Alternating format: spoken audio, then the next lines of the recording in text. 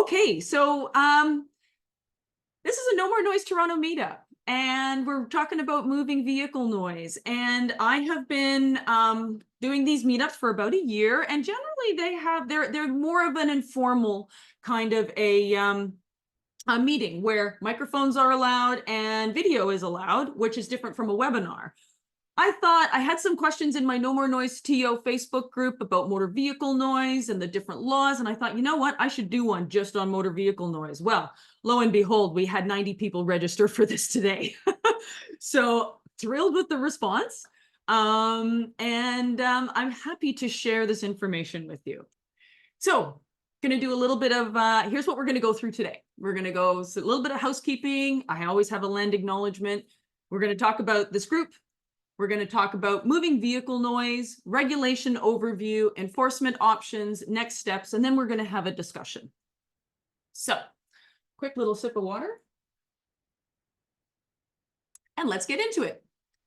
So this is a Zoom meeting. That means you have control over your microphone and your cameras. If you can keep your video off and your mic's muted until the presentation is over, that'd be great. Not necessary. I'm happy to see some faces. That is all good.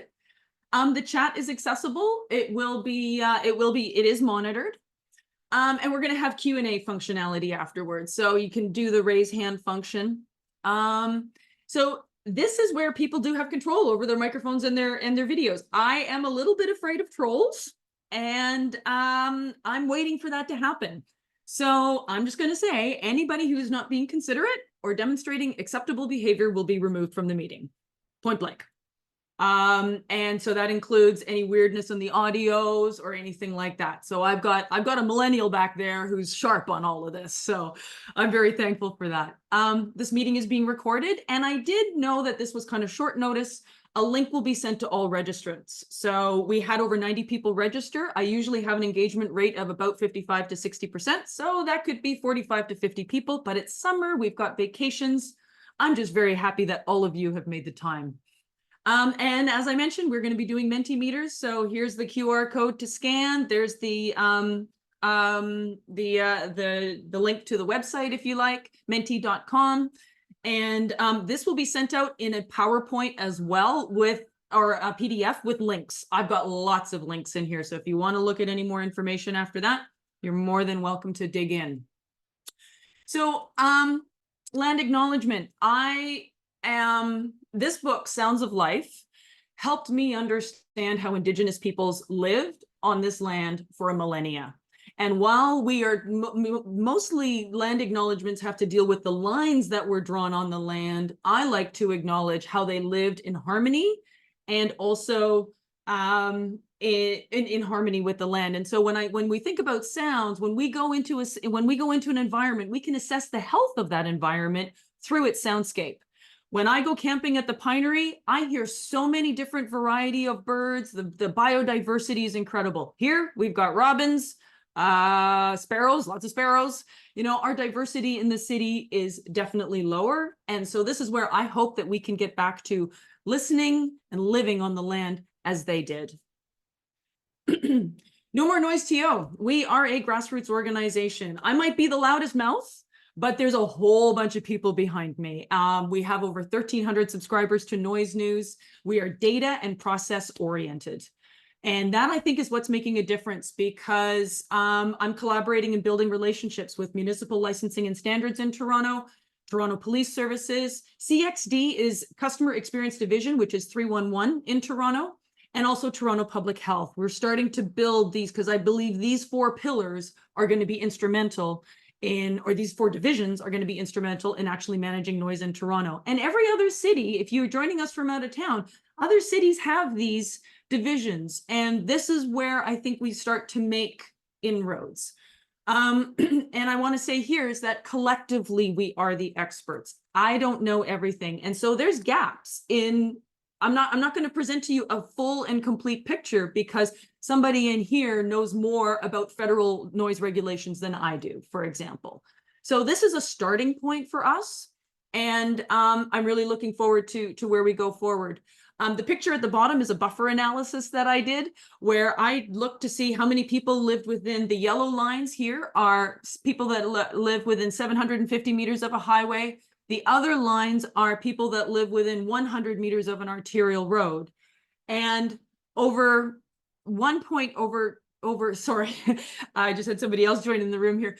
And so the majority of Toronto residents live within these parameters. And I know that the noise spikes for these people is very bad, is very high.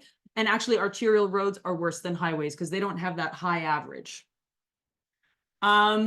So here is the start of the Mentimeters. So I'm just going to now do my little trick here. So this is where I'm looking for you to tell me about you and what interest group you represent, what 3 kinds of moving vehicle noise disturb you, how often are you disturbed by moving vehicle noise, and have you thought about moving somewhere else? So let me try this now. And there we are. Okay, there's our instructions. And here we go. So what interest group do you represent? So we've got 20 residents, 1 resident organization, and 2 other. For the people that chose other, if you can put that in the chat, because then that way I know what I need to add, because others are just that bucket, you know, it's kind of like miscellaneous. So I wanna be able to know everyone who's in here. So that's great. Thank you very much for that. Next question is, what 3 kinds of moving vehicle noise disturb you? Backfiring. Yes, absolutely. Backfiring, motorcycles, modified cars, all kind of, yeah, I was loud thumping music. So I'm looking for moving vehicle noise. But we've got lots of motorcycles in here. Speeding wheelies, interesting. Arrogant noise, absolutely. Loud revving. Accelerating cars, farting cars. Yes, I got woken up to one of those today. It was great. It was just fabulous. And then loud thumping music, horns, racing, supercars, racing. So we'll talk a little bit about that. Okay, 65 responses. That's great. Thank you. And yeah, so how often are you disturbed by any kind of vehicle noise? Almost all the time. That, even though it may not be all the time, many of us feel that way, because you just get over one emotional interaction with a Harley going by and then another one goes by. It's constant. At least that's my answer almost all the time as well. For you, the one that's rarely, thank you so much for being here. You're clearly here for other very good reasons. And the next one, have you thought about moving somewhere else? Yes. 13 of you said yes. And that is telling. There's so many people who talk to me, share their stories, and they're like, you know, so if we take 14 and 7, they would like to, but can't. That's 21 people out of this group that don't like where they live. And that's what happened when I came home, when I knew that I was coming home after my week-long of camping trip. And I was like, I don't want to go home. I don't want to go home. And that's a horrible feeling for a home that you should love and that you probably curated really nicely on the inside, and yet the outside is coming in and it's disturbing us. Okay. So, and then there's the next question. So we're going to wait on that one. I'm going to go back to, I got too many windows open here. There we go. Okay. So let's talk about moving vehicle noise. Transportation is the most ubiquitous or most common source of noise. It is a health issue because it impacts our health. We cannot close our ears and our bodies can't stop listening. So that stress response, at least for me, is almost always elevated. Climate, when they modify mufflers, guess what? Those greenhouse gases just keep coming right out. You know, it either modifies or eliminates the emissions controls. Plus, when it's noisy out, I know there's a number of people here that live in condos. Do you use your balcony? I don't use mine anymore. So I go inside and turn on air conditioning, which burns more fossil fuels. So that's another way that this is a climate issue. And then accessibility equity. I mean, I have a friend who's blind. She can't navigate through the city confidently because it's too noisy. If you live on an arterial road and maybe have a lower income and you don't have AC, guess what? You're either going to have heat exposure or noise exposure. So it is a accessibility equity issue as well. And we're getting more dense. And people talk about that they sold their home somewhere like, let's say, Etobicoke or a nice leafy area and thought, I'm going to move downtown where I can walk everywhere and it's, you know, it's this and that. And then they come and they go, Ingrid, I didn't realize it would be this loud. Or they thought, okay, well, you know what? I'm close to a restaurant and bar area. They shut down at 11. You didn't know that they can have extensions to 4 a.m. and alcohol and bottle service, which means amplified sound till 4 a.m. So this is where we are getting more dense. There's noise canyons that happen and the sound bounces all up the buildings. I mean, I've been on the 54th floor and it has a high average and you can hear sirens, you can hear people on the sidewalk. So it's a big issue and we're only getting more dense on those arterial roads that already have all those noise spikes. The reporting process is broken. That's what made me start this when I was suffering from the exposure of vehicle noise, and I tried to report it to 311 and I couldn't because I couldn't actually put my pin on the map where the noise source was coming from. But then also it just became a data point. They wanted me to contact the police and it's like, give me a break. So I'll go a little bit more into that. And the other thing that we need to notice is that stock vehicles are getting louder. So I've got two links on this slide. The Mustang GT Active Valve Performance System explained. It's a really good one to understand how these vehicles are coming, not modified because it's stock, but in this picture here, you can see three different pictures of a valve. One is completely closed, one is partway open, the other one is all the way open. This Mustang GT has 4 buttons that adjust the setting of that cover on that valve. So they've got normal, quiet, sport, and track. And the sport and track, they tested them in this one here, 115 decibels. So this is stock. So this is a problem that we need to manage, and we need to get the authorities to understand that. The Dodge Charger Daytona electric muscle car. Here we thought that electric cars would be the solution. They're putting speakers outside of muscle cars. Yes. And this one, they wanted to blare 126 decibels into our soundscape. So we need to get ahead of that as well. Okay. Having a quick look at the chat here. Yes. Moving aircraft. So aircraft is actually under federal jurisdiction. Yeah. And so when you call 311, they want information. They are getting a little bit better on it. So I will jump away from the chat here for a second. How loud is too loud is also the Toronto Public Health Report that came out in 2017 regarding noise in Toronto. So how do we get here? In 2018, our premier basically said they're canceling the outdated, ineffective Drive Clean program. Thanks, Doug. Because that's what I noticed even pre-COVID when I was trying to sleep on my balcony. And I was like, what's this? What is this noise? So that's what it is. They started, and that Drive Clean was the last visual inspection of a muffler of a vehicle. So that's what happened then. And now for 2024, they are saying that there's an emissions and safety inspection program. And here they say, learn about this and a new emissions safety inspection program, heavy duty, commercial, light duty, and passenger motor vehicles. Well, you look into the text, you do not need an emissions test if you're a light duty or passenger vehicle. So at this point, there is no visual inspection or emissions test for a passenger vehicle in Ontario. Other jurisdictions may be different. I kind of hope so, but this is where we sit in Ontario. So here's a bit of a regulation overview. This is where I've just started my research on this. All of these we can dig into until, I don't know, the cows come home. So again, links, this will be sent in a PDF format. So these links will be active for you if you want to look further and help contribute to the knowledge base here. So we've got 3 different levels: municipal, provincial, and federal.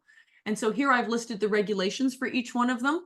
City of Toronto noise bylaw just updated their noise bylaws, and thanks to many of you who made deputations and sent in letters, that's how we got this change. So we got so City of Toronto can only deal with stationary vehicles, not moving vehicles. But I had to put this in there because many people don't understand that.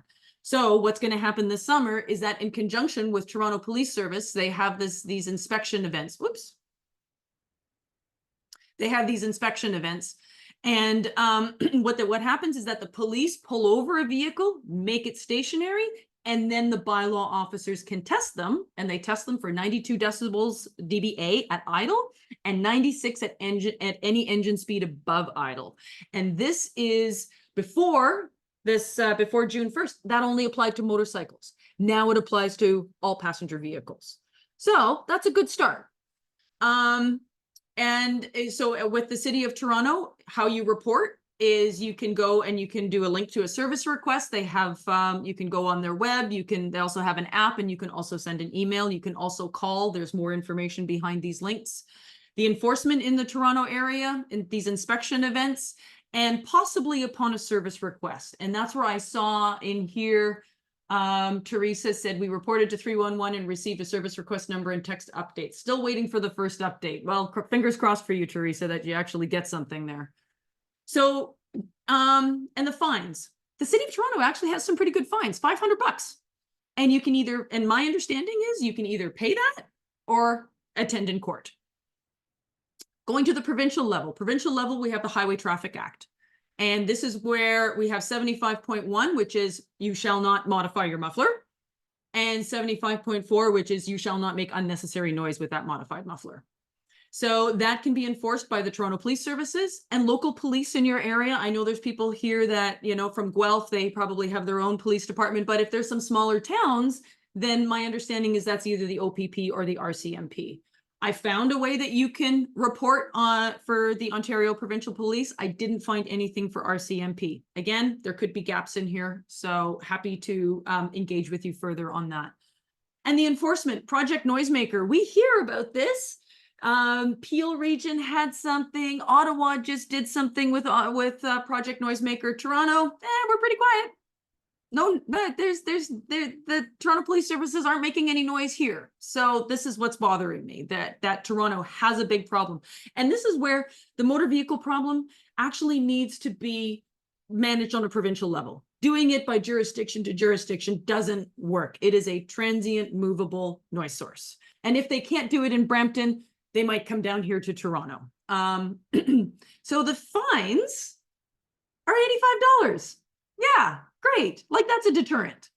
And on that link, I looked at, there's numbers, number 204 to 207 and 211 are where I got the $85 from. I've also seen $110. So I'm not sure if that's with some extra fees on top of it. And that as well is actually pay or attend in court.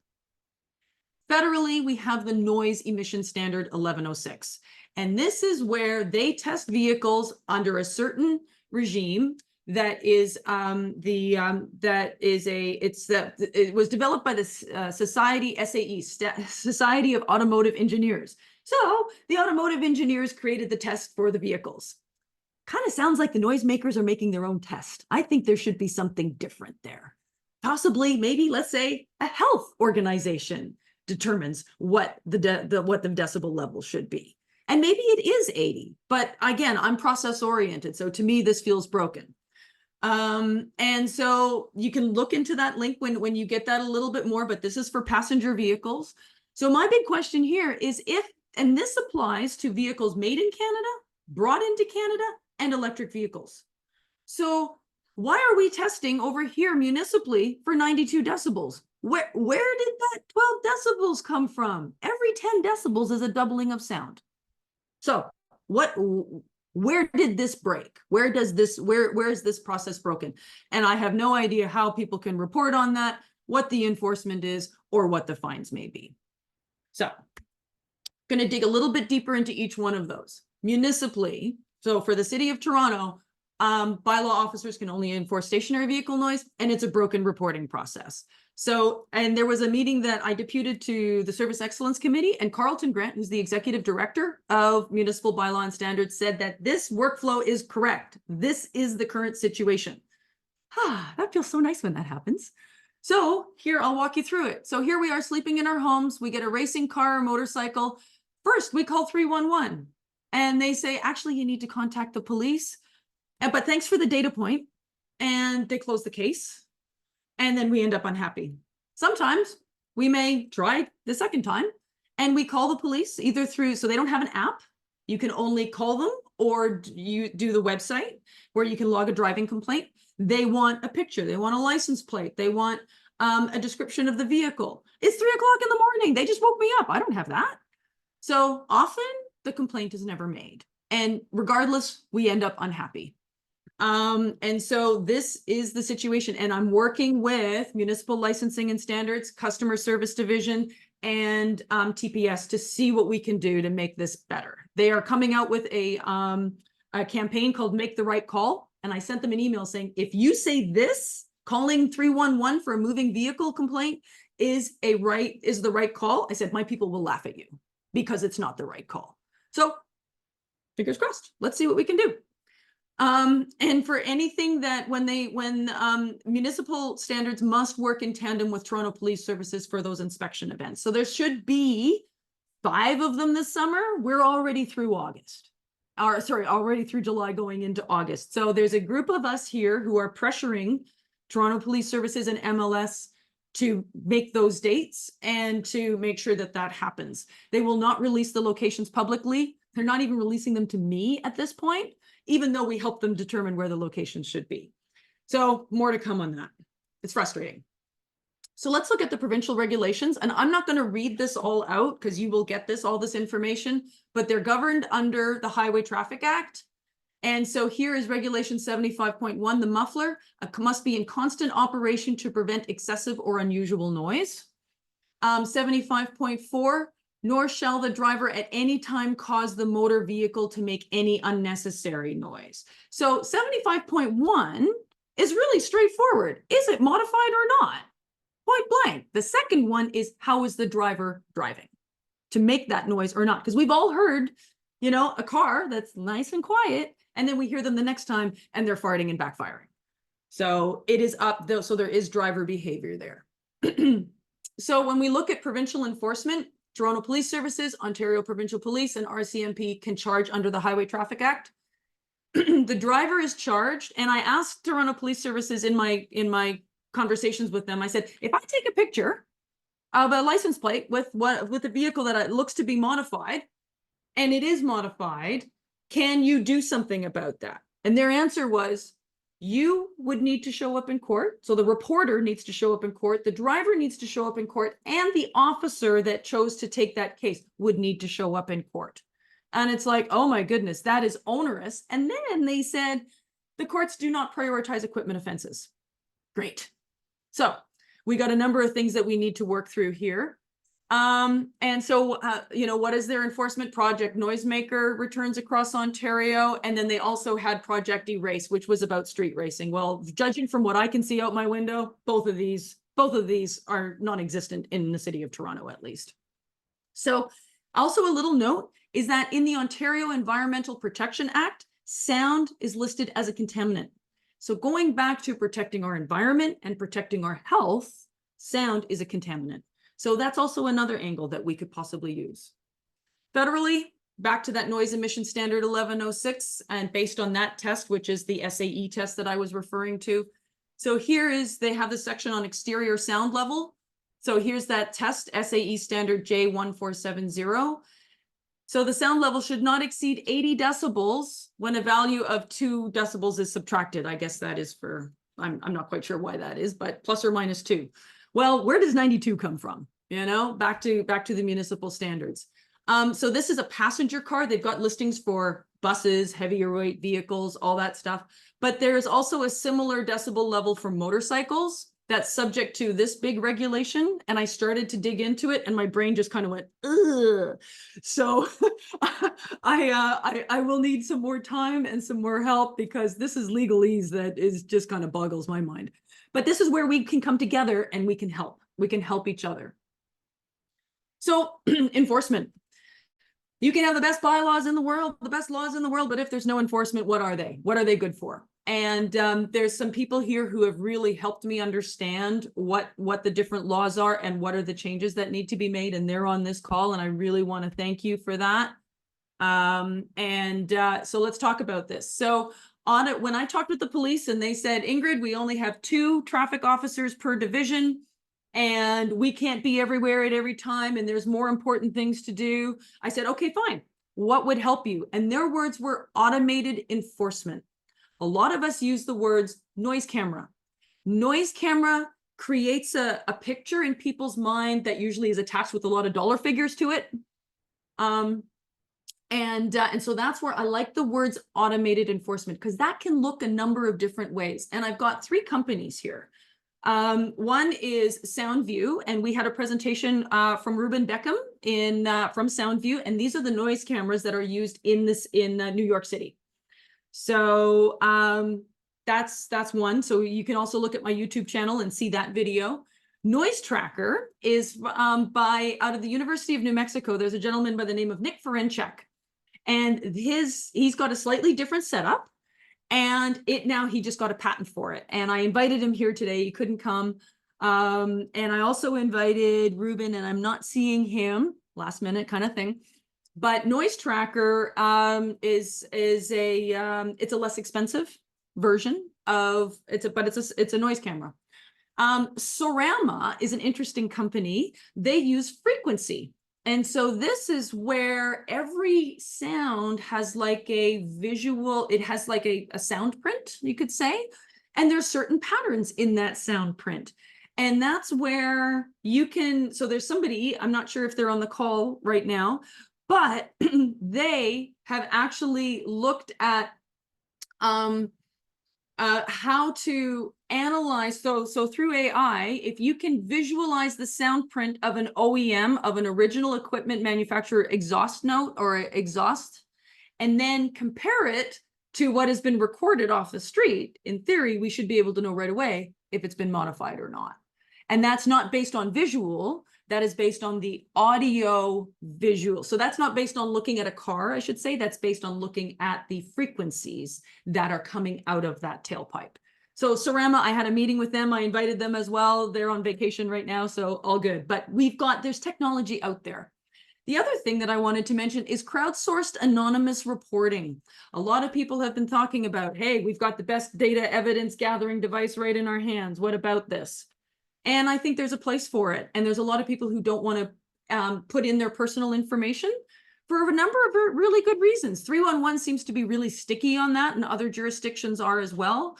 But I think there's a place for anonymous crowdsourced reporting. And I actually just had a call yesterday with a gentleman from BC who is looking, he sent me the prototype. I didn't want to put it in here, but it is a way that we could basically report the license plate and a picture and the model of a car that we think is modified, that would then create a database of modified vehicles, potentially modified vehicles, that then either registration companies or insurance companies could look at and go, should we test this license plate? What should we do? So this is where we aren't the only ones. It's a global problem, and people are coming up with solutions. So I'm really excited about this. I think that this is partly one of the ways to go. So federally, how can we make sure Standard 1106 is enforced? I don't know. So what I recommend is that the Highway Traffic Act 75.1 illegal muffler becomes an administrative penalty, just like a parking ticket and like speed cameras. So parking tickets, you get a ticket in the mail, you pay it, done. And if you don't pay it, well, then you end up getting that when you register your vehicle. The City of Toronto just made speed cameras and red light cameras also administrative penalties to remove it from the court process. Well, I think 75.1 illegal muffler if it was determined to be an illegal muffler, then that should also be an administrative penalty. So that we can report, we can take that picture of the license plate and the mufflers, and if it is determined by some way that it is an illegal muffler, boom, there's the ticket, done. And I put increase the Highway Traffic Act fines to $999 because somebody, I think it was the Toronto Police Services, that said if the fine is anything over $1,000, the province gets the fine. If it's anything less than $1,000, the city gets to keep it. Still unclear about that, but that would be good to know because I think the city should get that fund. But anyways, that's further discussion. And lastly, a lot of people talked about inspection centers. I think that's a good idea. If we have them, so I'm just going to go back here.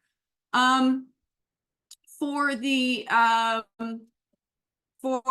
drive on emissions and safety inspection program, the inspection centers exist. So let's maybe bring those back and find out a way that it doesn't have to be every vehicle. But if it's ones that we report, let's say, then maybe there's a flag that can, like, technology can really help us move this ahead. Okay, where are we here? Enforcement options, bring back inspection centers. So next steps, almost done here, 12:36, good.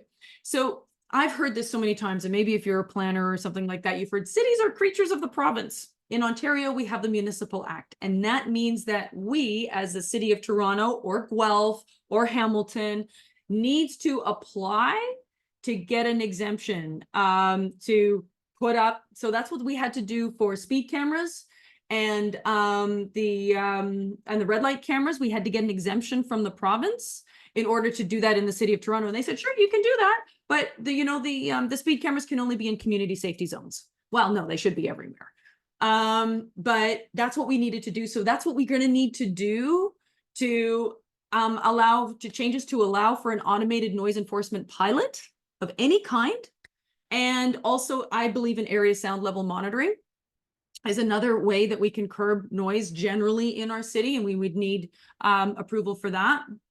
And changes to the Highway Traffic Act. So back to that administrative penalty. Oops.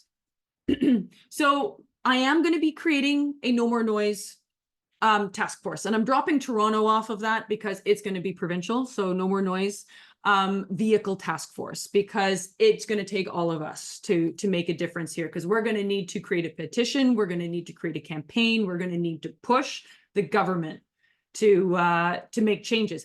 And there could be potentially a early election. Can we make noise an election issue? I think so. And the other piece here is connect with municipal organizations. So there's the Federation of Municipalities. I think I did a typo in there, but I actually have a meeting later on today with a councillor from Oshawa. And these people, there's many councillors who are interested in this. And so this is where we can look at broadening our message and aligning and having a few key asks that then we push forward provincially. And so we've got one more question here. So I'm going to go, what do you want your city to sound like? So let's see. Here we go. Respectful, nature, peaceful, quiet, birds. I always hear birds. Or I always see birds as a response. Daytime music, the pandemic. That was just a moment of reprieve, wasn't it? And no modified mufflers, less horn blowing, civilized, respectful. Absolutely. A gentle hum. Yeah. I've lived close to the Gardner, and it's been a gentle hum. I used to be able to sleep to it. I can't anymore. And lastly, if for anybody that is interested, one more, that doesn't seem to be moving. There we are. So place for you to add comments. I'm not going to go through them here, but this information will be taken away, and I will also share this Mentimeter as well with everyone. So with that, I'm going to go do my little trick again. And okay, So I'm going to have a quick little look. So if for this discussion here, you guys are my sounding board. What do you like? What do you not like? What do you understand could be helpful? Please ask specific questions. I will do my best to answer them. I don't know, in this case, is an applicable answer. If you can not share your noise story too much, because while this is a very supportive group, we all can relate. We all know what those noise sources are. So let's try and have some specific suggestions, and we'll also do the hands up function. And I'm just going to do a quick, as I take this down, I am going to stop sharing, and I'm just going to have a quick look at the chat here while people think of their questions. And I am going to just do a quick thing here. There we are. Okay, so quick look through the chat here. I would contribute money to an automated enforcement machine on my street. Yeah, lots of people would. The question is, so I think the city would need to own those in order to actually make that work. But I love it. Maybe crowdsourcing is where we need to go for this. So yeah, so I'm just going through here. We approached our elected federal member, Rob Oliphant, who investigated airplane noise. Okay, I'm going to park airplane noise for the moment. We see police on weekends on Marine Parade Drive. They told us they're here because of the noise complaints. It's quiet while they're here, but loud vehicles when the police leave. Absolutely. How do we make that work? And that's where I think automated enforcement, Marine Parade Drive. I've got some friends over there. I've had a meter on Brooker's Lane for months, and it's got noise spikes, let me tell you. Thousands of residents that live on the Yonge Street corridor. Yes, absolutely. I have neighbors who love the high-pitched whine or the burble gunfire mufflers. Yeah. It's many I talk to say they either like the noise or think you have the right to do what you want with your vehicle. They do not have the right to harm us. They are exposing us to an involuntary harm. They're involuntarily exposing us to a harm. And I have these, I'm looking to get on Voiceover Cop, which is the Toronto Police Service TikTok channel. And, I'm making up my answers now. And when they say, oh, you're too sensitive. Well, actually, no, the problem is that they are not sensitive to not enough to the harm that other people are to the harm that they're inflicting upon others. I have no choice. My ears, I can't close, and my body can't stop listening. So it's not up to me to be more or less sensitive. It's up to them to actually be more sensitive and considerate of their neighbors. And Robert, pretty sure the minority. Yeah, I think it's like 1 or 2%, 1.5, something like that. So a bunch of other little comments in here. Yorkville. Yeah, so the police sat in our condo driver with their decibel equipment. Hopefully there will be another event in Yorkville. What about incentives for people to report? That's tricky because then you can invite false reporting. So that's why I also don't tell people to submit a whole bunch of noise reports and do all of that. It has to be done kind of in a methodical format, or else you collect bad data. But maybe there's something there. I don't know. Maybe there's a solution out there that people can see. So I moved to Ottawa. I hardly hear any birds. Yeah, I've heard about Ottawa. Inspection centers for all vehicles, airplane noise. Any of our city councillors Donna Patterson, are any of our city councillors supportive of sound cameras in Toronto? I would say they're supportive of automated enforcement. Councillor Holiday is in support of that. To Councillor Sachs, Councillor Chang is on board. She's been a great supporter. It's a question of money, I think, really. And that's where Toronto has a $500 fine, but you got to go to court. Either they pay it or they go to court, and you know that they're going to go to court, and then they toss that out. So that process needs to be fixed. We need to make this an election issue. Thank you. How do we get to police to monitor and ticket in a specific area? Report it to police as much as you can through the links that I sent. What about sirens on EMS vehicles? Those are provincially regulated. Same with backup beepers. So that's another battle to fight. Do we have a nice tight list of enforcement options existing and possible? We can build on the list that I started. Absolutely happy to do that. We have a push counselor. Why toss it out of court though? Why would they toss it out of court? Because they just have a backlog in court, is my understanding. I've never been other than for jury duty, but my understanding is that the backlog, and the thing is even while they're waiting for a court date, they're still driving that vehicle. And automated enforcement would generate funds to pay for all of that. Yes. So finally, a neighborhood watch program, and that has been brought up to me as well. So I'm going to start going into hands up, and so I've gone through the chat here, but I have actually thought about, those lawn signs, election lawn signs. What about one that says, like pipe down, and you can put that on your front lawn or in your window, or your noise not welcome here, or something like that. Like, I'm just kind of curious how we can get the word out and spread the word that we are actually the majority and that the noisemakers are the minority. Okay, so here we go. I have chatted long enough. We're at 12:45. I chatted a little longer than I wanted to. I hope you guys found that informational. I'm now going on gallery view, and I'm going to be looking for hands up. And I see George's hand is up, so I'm going to ask you to unmute.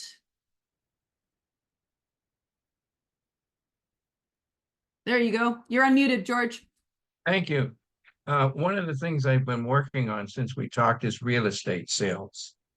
And what I'm trying to look at is how the noise should be included in the detriments on their reporting when they're making a sale. And I'll keep you informed about that, because that could get people's attention if it's going to affect the value of their house. Absolutely. Kind of like a noise score versus a walk score, hey? I like that. Where the local school is. Yeah. Well, so I don't have one with me here, but there is Civic Tech Toronto is a great group, and they actually created a little sound level meter. It's about a 1.5 by 1 inch square, and it'll be available to the public for low cost, like $50, and it will transmit data to the cloud and then to a public dashboard. So it needs power and it needs Wi-Fi, but that would be a way, if we could create a map over the city of the sound levels, then we can start making a noise score, and we can, like, an urban area is an urban area. Like arterial roads are 80 decibels, generally, and then with the noise spikes, so over a 3-week period of their average is 70 decibels, I should say, with spikes up to 100. They get more noise spikes than anything. Residential streets are anywhere from about 55 to 65 decibels, and highways are 80 generally. So we can extrapolate and do mapping on that. One more quickly, if I could. Okay. Living in an apartment building or a condo is, if you've got a noise complaint, get all the people that are experiencing the noise, because our situation, the people on the one side of the building get it, the people on the other side don't. And so, but if you could get all those people to sign the noise complaint and get it to your counselor, I think that's going to be very effective. Yeah, emailing your, sorry. I'll hang up now. I'm gonna put you back on mute then, George. Thank you so much. You got yourself. Excellent. I'm curious, any other thoughts on, I'm looking, I got 2 screens of attendees here. I didn't see all of that. That's amazing. That is great. Thank you. Lucas, hello, Lucas. Thank you so much for joining us, please. Hi, Ingrid. Thank you for your presentation. The question I have is, at what level does noise become a weapon? Because you can classify noise as a weapon, because it has been proven that it causes harm. If they say, well, you're allowed to use noise, then am I allowed to use a police or military noise cannon to my own enjoyment? Because, or will I be shut down immediately because it's classified as a weapon? So at what level, or at what method, like if you use something like that, does it be classified as a weapon and you are actually breaking the law? Because these people are making their vehicles backfire, explode, flames, everything like that. at what point is that they're actually weaponizing their noise? Yeah, well, I would just modify that a little bit, but they're weaponizing sound, because noise is defined as unwanted and or harmful sound. So a siren may not bother me, but for other people, it really bothers them. So I would just modify that by saying, at what point does sound become a weapon? And I do know that, I mean, like, it's been used to torture prisoners Yes. in prisons. So I would be very curious if there's a decibel level attached to that, or how that could, how we could define that, and then that would also then work towards the impact to our health. I mean, So like, 55 decibels. and like you said, for some people a siren is absolute horror, and some people, they like it or whatever. So could I find somebody who says they like my noise cannon, and therefore I can use it to my own heart's content as a hobby? Yeah. Be interesting to see, because would the police ask the police at what level would this be not allowed?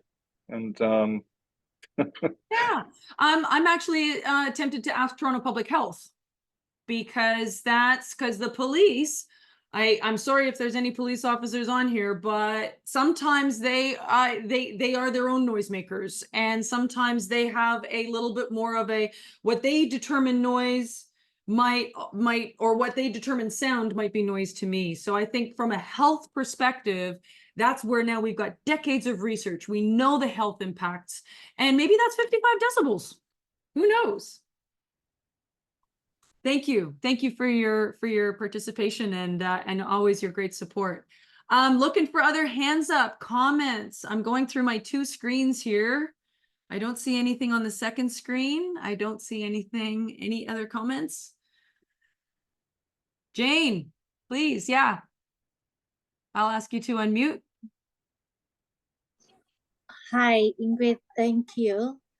Thank you so much. Yeah, I try my best. My English is not my best first language. So my area is like a residential and industry area mixed together. So it's a shared company. They just like they have every morning at least 20 truck over here, like idling, waiting for move on. I was a reporter for like almost 6 years, since 6 years ago.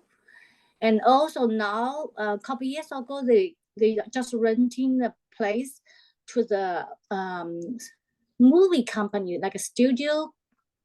So they just like a middle night, just idling for hours and drop, make a big noise there, leaving the middle night, like morning 3 o'clock, 4 o'clock, just a big truck back to there, just like a back, no, just like yelling, screaming.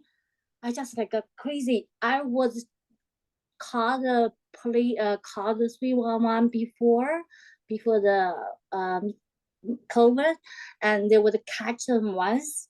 But after, I didn't call that often, and it's repeat again. So do I still need to call the 311 or any part? Yeah, that's that kind of idling and the backup beeping, like there's whether that's construction or movie or whatever that is, that is a 311. And that's not moving vehicle noise. That's slightly different. So I'm sorry, Jane. Years it sounds like you've been battling this, but yes.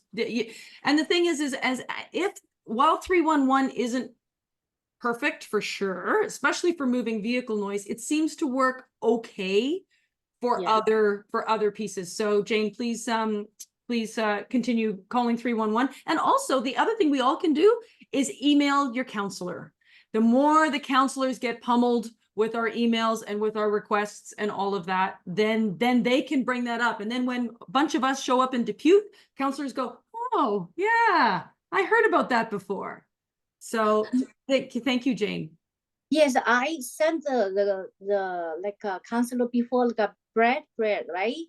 He just had a person ask me question and never give me back. I had it twice. I just like, I never heard them back. I saw him often, joining Yeah. our community like event. I just feel like also can I email to report to another counselor, because Brad is our our areas like a Yeah. counselor.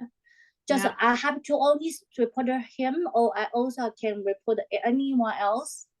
No, you got to go to your own counselor, unfortunately, or the mayor. Okay. CC Olivia. Okay. Okay. Got it. Thank you. Thank you, Jane. Charles, nice to see you. You too. Thanks for having me. I'm glad I could finally make one of these. Thanks. Absolutely. I really appreciate you outlining the whole context and the breakdowns at each point, or where we can improve, right? And I had one thought, and I don't even know if it's legal or anything, but I think about incentives on a mass scale to help do this. And I was thinking, is it possible to incentivize people to report this? You know, if it becomes a moneymaker, obviously it's not our tax dollars. It's, you know, there's a reason automated speed enforcement is a thing, is because it makes a lot of money for the city. So they're trying to put more cameras in. Is there a way to say, you know, like the CRA does? I don't know if it's legal. I'm not a lawyer, but if you report somebody and they get fined, you get a piece of that. That would be something that could go on BlogTO that people could talk about, because, you know, then you can get younger people whipping out their cameras real quick and reporting these guys. Absolutely. And Charles, you know, so I did meet with Councillor Moyes, who is Ward 10, and with somebody who is also on this call here, and they're my boots on the ground at Chris Moyes's office. So thank you so much to the two of you. He mentioned, we were talking about automated enforcement and incentivizing, and he mentioned New York. And New York had it where you needed to, for idling trucks, you could video a truck, but they wanted a video for 2 or 3 minutes. Well, try and do that surreptitiously. It's like, I'm not, you know, that isn't going to work. And so there was aggression towards the reporters. So they were like, no, we're not doing that. Well, we can take a picture with our phone really darn fast.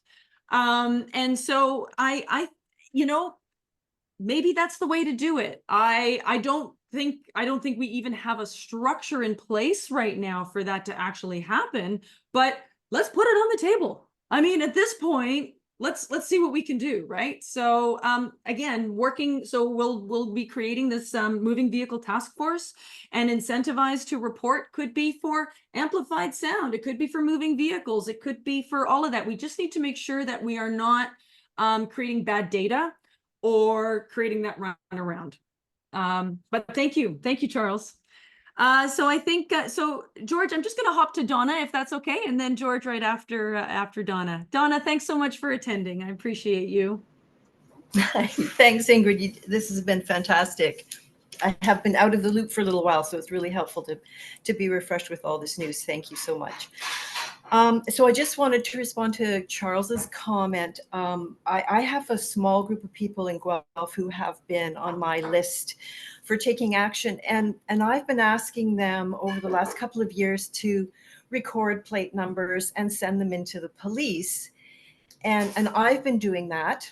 Probably every couple of months, I send in a list of about 15 to 20 plates that I come across as I'm out and about. And I've met with the staff sergeant in charge of police, and he is like supremely uninterested. And they all find a million ways to justify not taking any enforcement action. It's exhausting listening to him talk. And he's not the only one, but he's in charge. So I feel really bad asking people to continue. Maybe I should. Maybe this is a way that we keep it energized and upfront, and they find out more and more people are affected by this.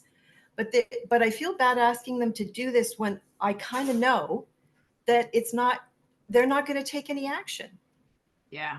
So until we get enforcement happening, we get some serious response from the city about decibel levels. Like if this plan to set up these sites where the police and the bylaw work together, that could be the recipe for success to catch people in the act. But we all know this goes on like 24 hours a day, 7 days a week. So it's like once a year. yeah. So it's just a huge problem, and I find it really overwhelming. I commend you, Ingrid, for continuing to work really hard to try and address this problem. I have backed off in the last little while because it is overwhelming and it feels hopeless. Yeah. Especially after talking to our police sergeant, you know, for like we had like three 1 hour long meetings. He's got all the time in the world to sit and talk to me in his office, but he's not asking his officers to step up and do something. Yeah. And that's really that political will. And that's where I'm not sure. By the way, I do know we're at 1 o'clock. So I just want to say if anybody has to drop off, they've got their next meetings, whatever. Thank you so much for attending. Please visit nomoreNoiseToronto.com. If you haven't signed up for the newsletter yet, please do so, because that's how people get engaged and informed. And we thrive by donations. So if you have a couple bucks to spare, that's awesome. But you also gave me your time today, which is actually, I believe, more valuable. So thank you. Feel free to drop off if you need to, but I'm happy to continue the conversation here. Absolutely.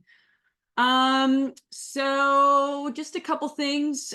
Class action lawsuits. Yes, Lucas, we've been looking into that. And there's a possibility that might be something. The question is, who do you go to? So we do have someone who has connections with a lawyer, and we were looking at that.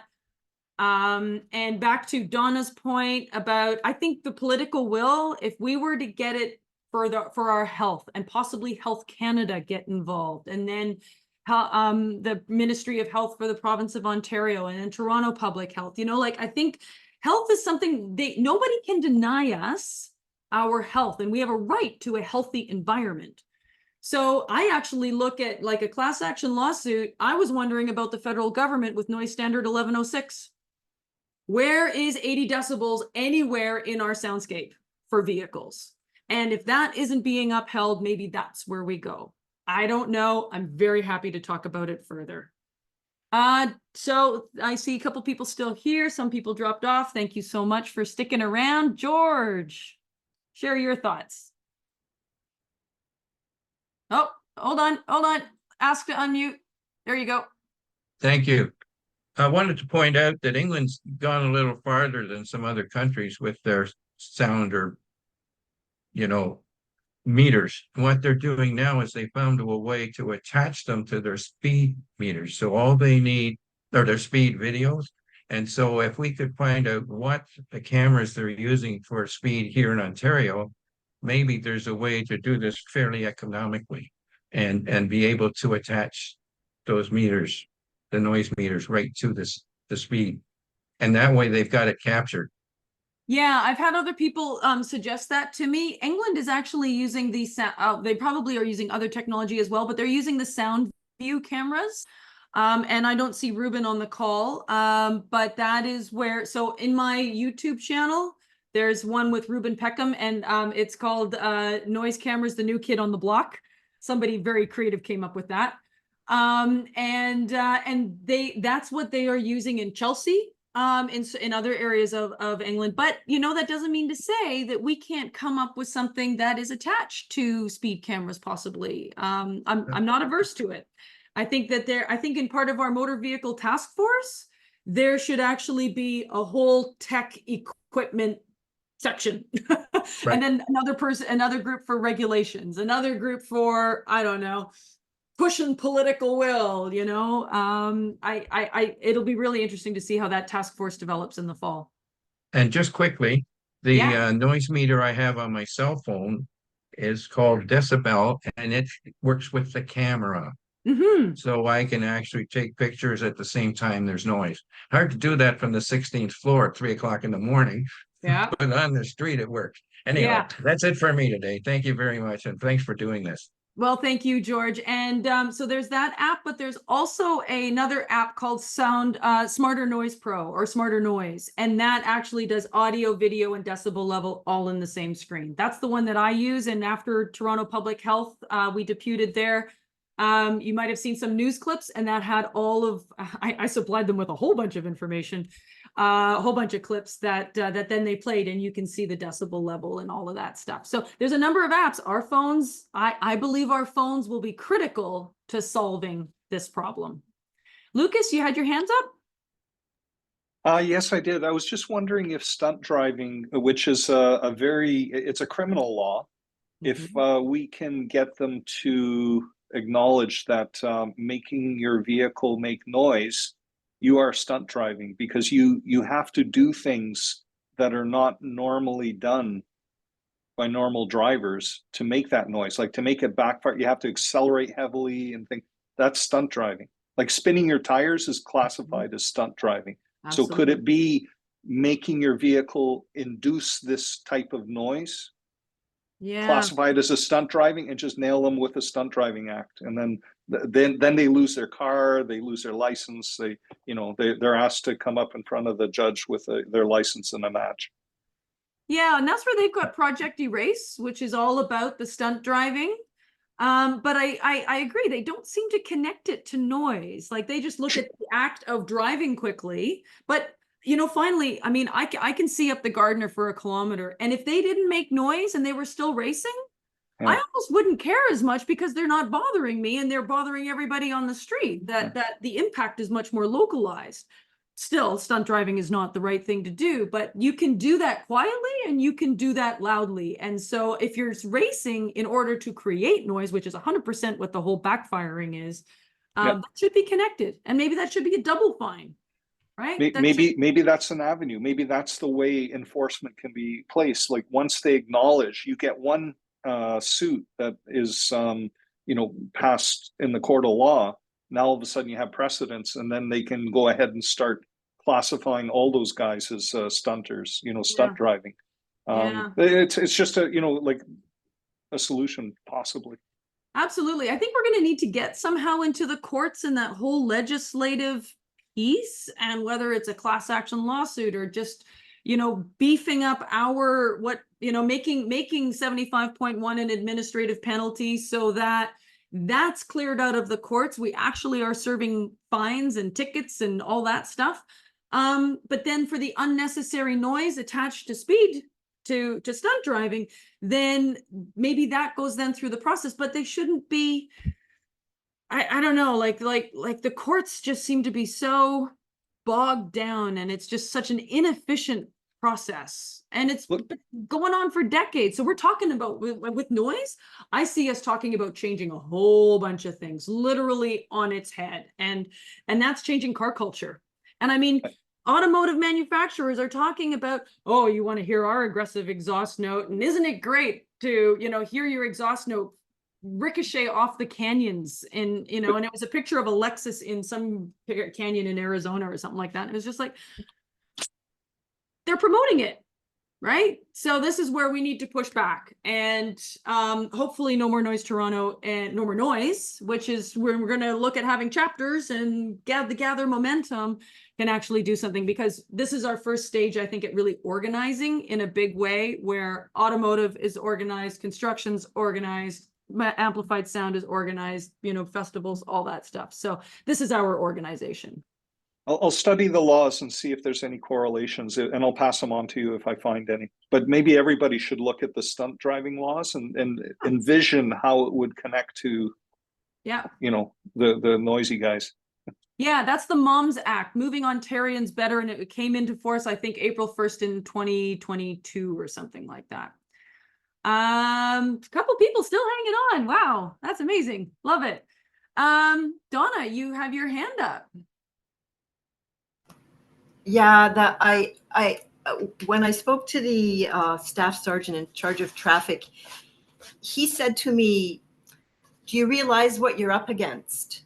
And and so I think that we it's good to acknowledge that, and you kind of just have, Ingrid, in acknowledging that some of the newer vehicles coming off the line are getting louder. We faced organized car culture, and our identities are so tied up with cars. We're facing a climate crisis that's calling for getting off fossil fuels completely. So it's like, I'm hoping that this is like the last gasp of car culture, and they're not going to go down easy or quietly.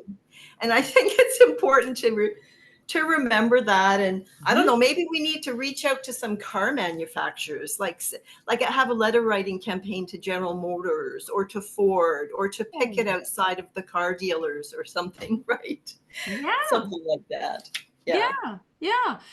And that would be then asking them. So, I mean, there's more than one way to do this, but noise is kind of this backdoor argument to climate and equity and cars and health.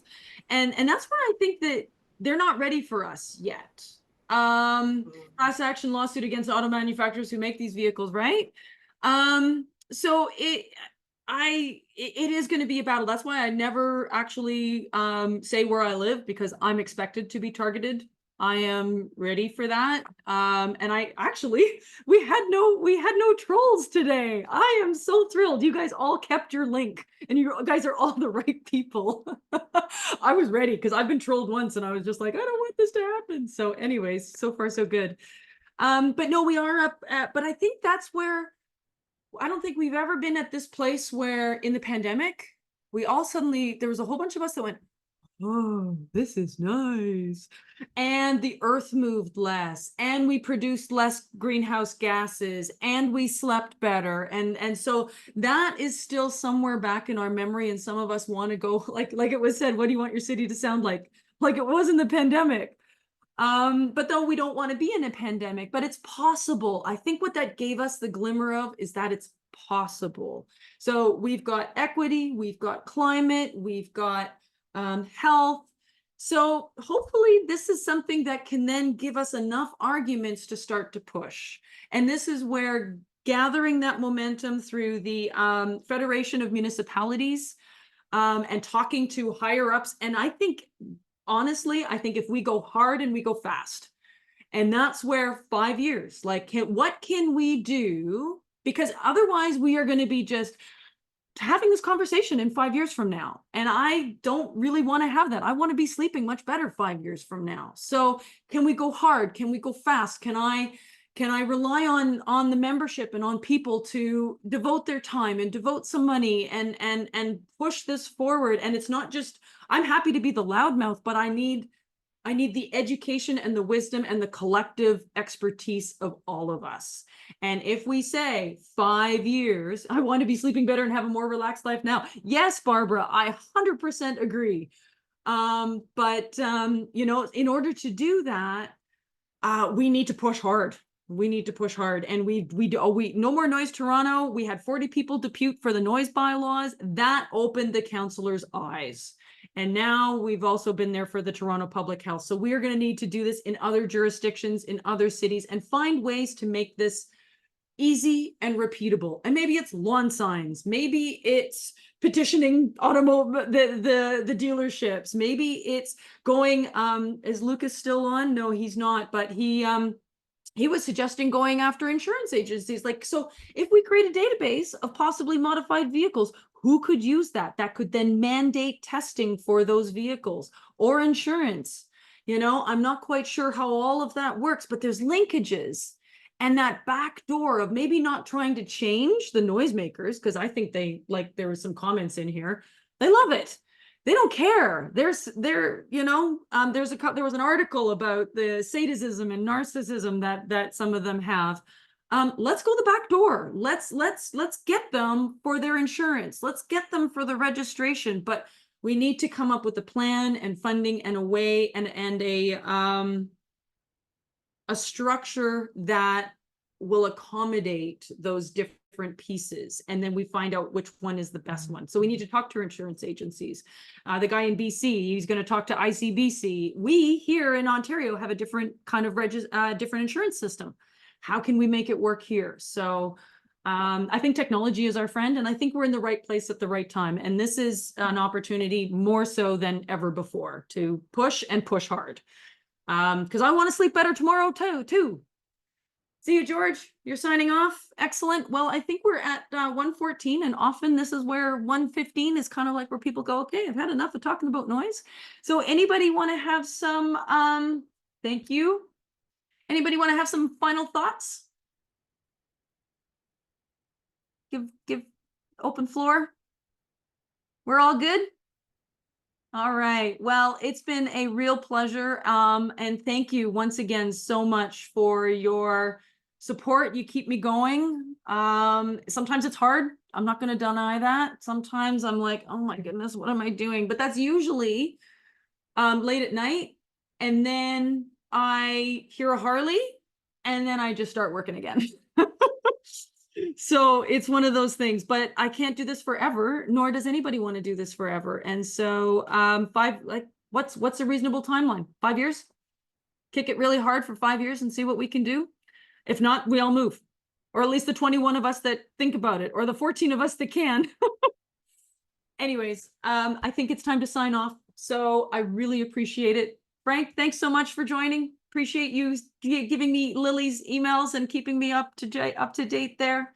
And everyone else, thank you again. I wish you all a great day. And of course, I always wish everybody a really good sleep. Thank you.